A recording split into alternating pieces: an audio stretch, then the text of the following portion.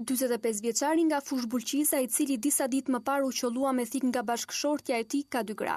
Si një praktikant i fesë muslimane e cila e lejon bigamin, Besnik Basha thot se nuk ka shkelur asnjë ligj, pasi zyrtarisht është i martuar vetëm me njërin prej tyre, me Rudinën, gruan me origjinë nga Bullqiza, ndërsa me gruan tjetër nga Cëriku i Elbasanit, edhe pse ka 4 fëmijë me të, nuk ka celebrim. Me sa duket, ky fakt është bëri padurueshëm për Rudinën, e cila rreth një muaj më parë e qolloi me thik, duke i shkaktuar plag në trup. Në një intervistë për News 24, Besnik Basha tregon për ngjarjen dhe kërkon që bashkëshorten ta lirojnë nga burgu. 45 vjeçari tregon për tmerrin e asaj nate ku godit me thik nga gruaja në bark. Edhe pse plaga i dhëmbente, burri shpreh se në emër të Zotit e ka lënë pas këtë histori.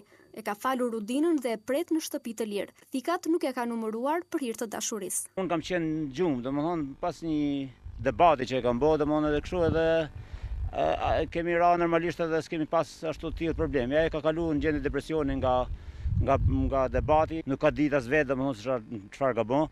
Edhe nuk është se unë domethënë i kam 5 thika në bark, domethënë unë vetëm një thik ka ngulur në senjime.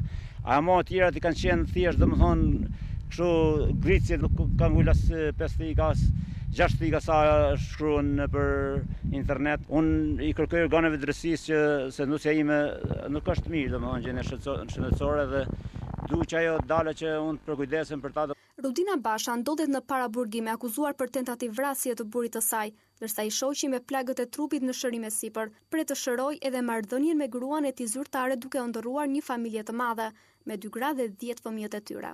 15 vite kam bashkëshorte, e duhet dhe më do edhe është normale domethënë se ajo nuk ka urrëtie ndaj meje, unë jam i sigurt për atë çështje, porse tani unë do të bëj diçka domethënë konform dëshirës së saj, ama si dëshiron.